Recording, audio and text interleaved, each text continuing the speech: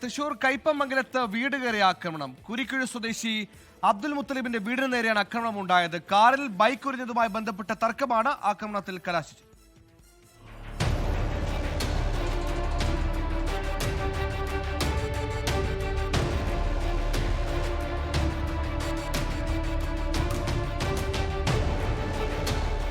ഇന്നലെ രാത്രി 10 മണിയോടെയാണ് സംഭവം.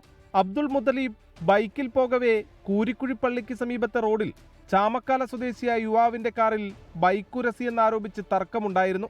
ഇതിനുശേഷം ഇയാൾ വലിയ മരക്കമ്പുമായെത്തി ഭീകരാന്തരീക്ഷം തീർക്കുകയും വീടിന്റെ 3 ജനൽപ്പാളികൾ അടിച്ചു തകർക്കുകയുമായിരുന്നു. സംഭവ സമയം വീട്ടിൽ 9 മാസവും 3 വയസ്സും പ്രായമുള്ള കുഞ്ഞുങ്ങളടക്കമുണ്ടായിരുന്നു. ഇവർ പരിക്കേൽക്കാതെ രക്ഷപ്പെട്ടു. സംഭവത്തിൽ കയ്പമംഗലം പോലീസ് സംഭവസ്ഥലത്തെത്തി അന്വേഷണം ആരംഭിച്ചു. 24 തൃശൂർ.